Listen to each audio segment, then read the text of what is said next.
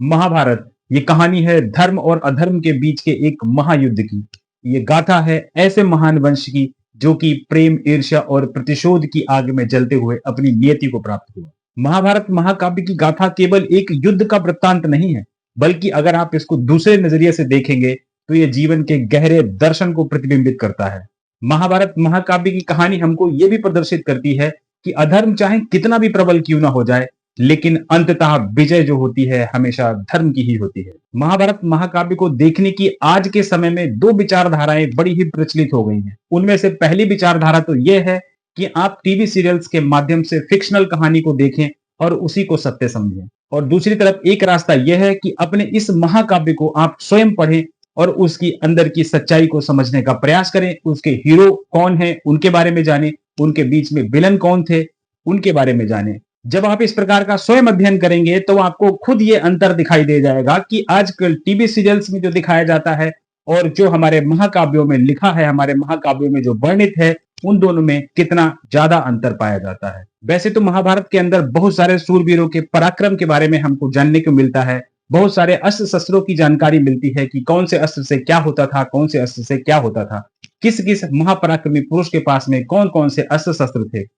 ऐसे ही महापराक्रमी 5 पुरुषों के बारे में आज इस वीडियो के माध्यम से हम लोग जानने वाले हैं। तो चलिए बिना विलंब के वीडियो को शुरू करते हैं। तो सबसे पहला नाम आता है कृपाचार्य जी का। कृपाचार्य महाभारत के महान योद्धाओं में से एक थे, जिनको कि कुरु वंश के कुल गुरु के रूप में जाना जाता था, जिनके पास देवताओं के समान युद्ध कौशल था। साथ ही वह अमृत पाने वाले चुनिंदा लोगों में से एक थे। कृपाचार्य को केवल एक योद्धा कहना पर्याप्त नहीं होगा, वह एक महान शिक्षक, रणनीतिकार एवं शास्त्रों के ज्ञाता थे। कृपाचार्य के पास अगर अस्त्र शस्त्रों की बात करें तो उनके पास कई प्रकार के अस्त्र शस्त्र थे।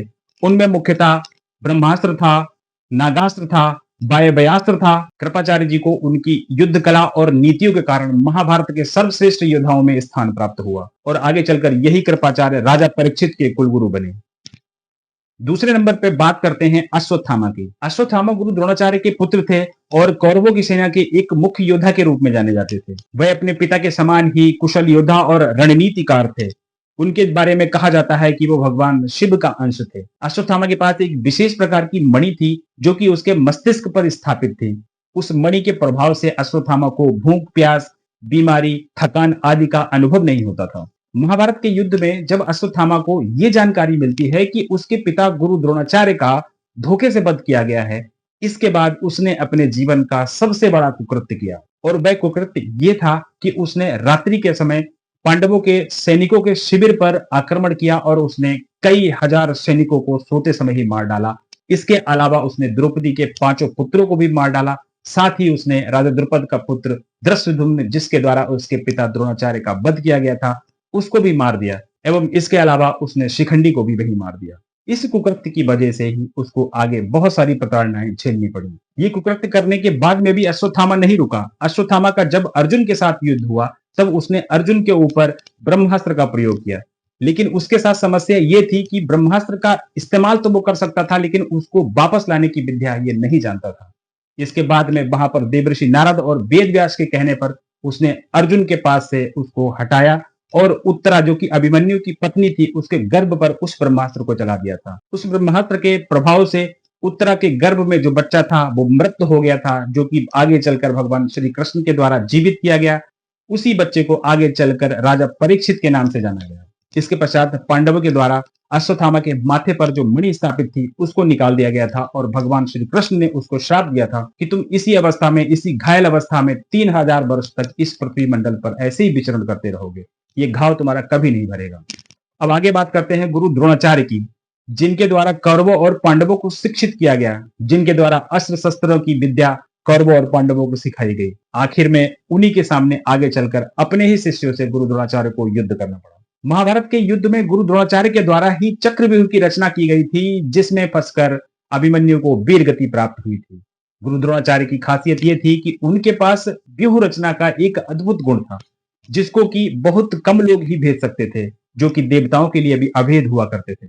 महाभारत के युद्ध में जब तक गुरु द्रोणाचार्य के हाथ में अस्त्र शस्त्र रहे, धनुष रहा, तब तक कोई भी योद्धा उनके सामने नहीं टिक सका। इसके पश्चात गुरु द्रोणाचार्य को जब इस प्रकार की जानकारी मिलती है कि उनका पुत्र अश्वत्थामा मारा गया, तब उन्होंने अपने अस्त्र शस्त्र छोड़ दिए थे। इसके पश्चात द्रुपद के पुत्र धृष्टद्युम्न के द्वारा उनका मस्तिष्क काट दिया गया था। अब आगे बात करते हैं भीष्म पितामह के बारे में। महाभारत के सबसे महत्वपूर्ण पात्रों में से एक, जिनका जन्म राजऋषि शांतनु और माता गंगा के संयोग से हुआ था, जिनका असली नाम था देवव्रत। इसके पश्चात अपने पिता की इच्छा पूर्ति के लिए देवव्रत ने आजीवन ब्रह्मचर्य और सिंहासन को त्यागने की प्रतिज्ञा ली थी। इसी वजह से उनको भीष्म की संज्ञा प्राप्त हुई थी। इसके अलावा अपने पिता शांतनु के द्वारा देवव्रत को इच्छा मृत्यु का वरदान प्राप्त हुआ था, जिसके प्रभाव से उनकी इच्छा के बिना वो मर नहीं सकते थे। उन्होंने अपना पूरा जीवन हस्तिनापुर के सिंहासन को सुरक्षित करने के लिए समर्पित कर दिया था। भीष्म पितामह कौरवों की तरफ के पहले सेनापति थे और उनके सेनापतित्व में 9 दिन तक युद्ध चला और उन्होंने 9 दिन तक पांडवों की सेना को नाको चने चबा दिया। इसके पश्चात जब युद्ध क्षेत्र में उनके सामने शिखंडी युद्ध करने के लिए आ जाता है, तब वो अपने हथियार डाल देते हैं। इसके पश्चात ही अर्जुन के द्वारा उनका वध किया जाता है। भीष्म पितामह के पास भी कई प्रकार के अस्त्र शस्त्र थे। अब अंत में बात करते हैं अर्जुन के बारे में। अर्जुन पांडु और कुंती के तीसरे नंबर के पुत्र थे, जो कि महान पराक्रमी के रूप में जाने जाते हैं। अर्जुन की माता कुंती को दुर्वासा ऋषि के द्वारा एक मंत्र दिया गया था और उस मंत्र का प्रभाव यह था कि उस मंत्र के द्वारा कुंती जब भी जिस देवता का आवाहन करेंगी, उस देवता के अंश से उनको पुत्र प्राप्त होगा। इसी वजह से अर्जुन को देवराज इंद्र का अंश माना जाता है। अर्जुन की प्रारंभिक शिक्षा गुरु द्रोणाचार्य के साथ हुई थी। गुरु द्रोणाचार्य के द्वारा ही अर्जुन को अस्त्र शस्त्रों की शिक्षा दी गई थी। गुरु द्रोणाचार्य अर्जुन को अपने पुत्र अश्वत्थामा से कहीं ज्यादा प्यार किया करते थे। अर्जुन के पास कई प्रकार के अस्त्र शस्त्र थे, जिनमें की मुख्यतः अगर देखा जाए तो ब्रह्मास्त्र और नारायणास्त्र था। इसके अलावा उनको भगवान शंकर के द्वारा पाशुपतास्त्र भी दिया गया था। इसके अलावा अर्जुन के पास एक धनुष था, जिसका नाम था गांडीव, जो कि अर्जुन को अग्निदेव के द्वारा दिया गया था, जिसकी प्रत्यंचा में टंकार मारने से ही आगे वाला सामने वाला भयभीत होकर भाग जाता था। इस प्रकार का महान योद्धा था अर्जुन। तो ये था आज का एक छोटा सा वीडियो। उम्मीद करता हूं आप लोगों को पसंद आया होगा। अगर वीडियो अच्छा लगा हो तो प्लीज वीडियो को लाइक करें, चैनल को सब्सक्राइब करें। वीडियो देखने के लिए बहुत बहुत धन्यवाद।